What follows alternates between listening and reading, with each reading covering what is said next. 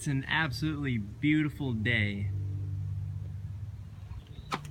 and we are on the Rush Creek Regional Trail, which is right next to the Coon Rapids Dam. And today we're going to be going to the Brooklyn Park Environmental Area, which is about 1,000 feet from this map where we are right now. We are now in the environment area in Brooklyn Park, and there's my car. We just made it down the trail that leads to this parking spot area, and what I found most weird so far about this environmental area is that about 500 feet down there, there's an archery range and a dog park. And the dog park has about 10 dogs in it right now, and there's also a wetland that is exactly right next to this dog park. And I believe what we learned about, I think, the phosphorus cycle or maybe the nitrogen cycle. Anyway, those kind of dog parks like that, if the dog waste is not picked up in time, that waste can be run off and pollute this wetland, which is conveniently located exactly right next to the dog park. So right now I'm about to head down this trail right here and see what interesting things I can find. And I found this, that apparently this trail is dedicated in honor of this man, which I've never heard of before. So that'd be kind of interesting to look up what he has done for Brooklyn Park. And immediately coming here, I can tell that all these trees, they're all deciduous trees. And I don't seem to find any sort of pine trees anywhere near here. It is pretty swampy, so I'm hoping to find maybe like some willow trees or something like that. Immediately going down the trail, it opens up into like this beautiful, I guess you'd call it a wetland. It looks like there's a pretty deep pond back that way. And I don't know if you can hear it, but there's definitely a red-winged blackbird somewhere up there calling. And there's also these cattails, which are pretty cool. And I don't know what kind of grass this is. I'm still looking for that willow tree. There it was, right there.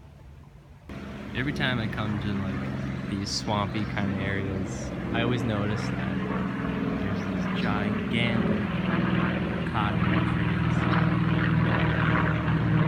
And I don't think they're giving off their cotton just quite yet.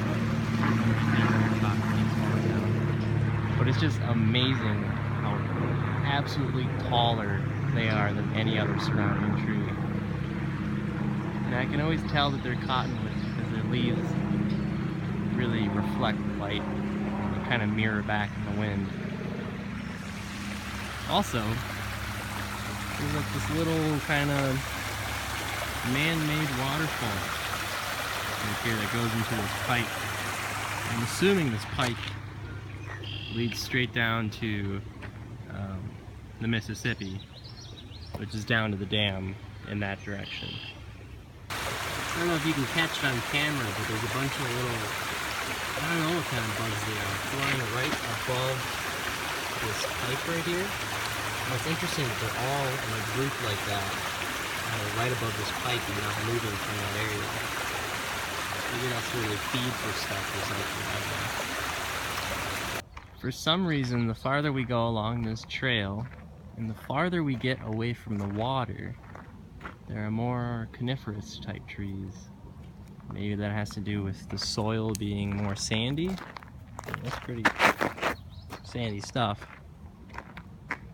And maybe because it's drier than it is here, away from the water. That white tree right there is most commonly mistaken as being a birch.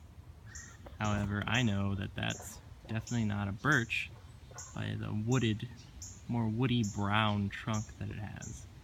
That, I would say, is definitely an aspen tree, commonly mistaken as a birch. And the aspen is pretty common around this area. That white tree right there, however, that is a birch tree, and you can tell by the bark starting to peel off of the tree like paper would. And I would say that that is probably a river birch. Definitely not like a white paper birch. got more of a reddish kind of color to it. So since this is a wetland, I was really expecting there to be like game trails and stuff for like animals to walk through and get water. Oh look, there's a squirrel. I don't know if you can see him. Common gray squirrel walking on that log. That's cool. Anyway, as I was talking, so game trails. I was looking so hard for these game trails, and I eventually just found one. And I don't know if you can see it on this camera, but there's even a, that definitely looks like a doe footprint right there. Those two marks right there. The reason why I know it's a doe is because a buck would have more vertical footprints and a doe's footprints would be more together, like a heart, like as you can see here. Yeah, that's definitely a game trail right there, so that's cool. I'm really happy I found that.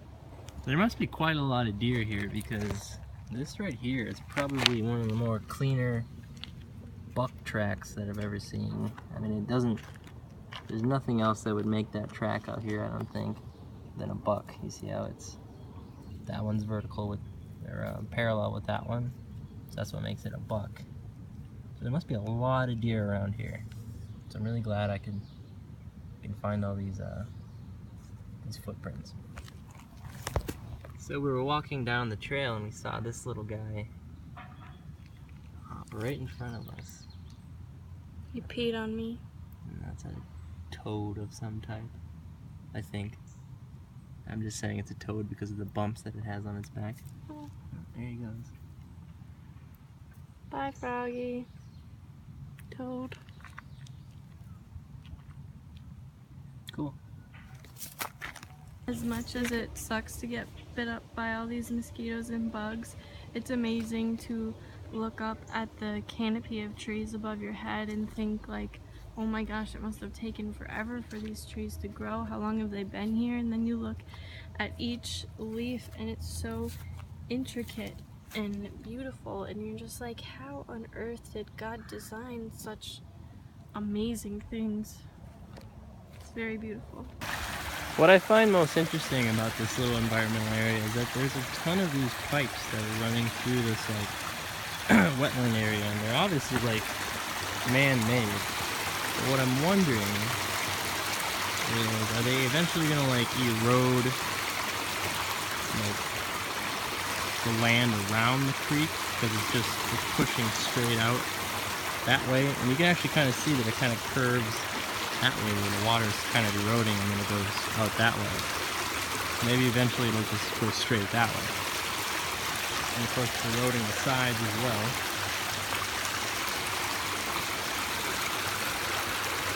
So that concludes our little environmental lab. As you can see, my car is at the end of this trail. And unfortunately there were no willow trees in here, so that kind of sucked. But we saw a lot of cool things. I'm really glad I could find those deer tracks. Those were really cool.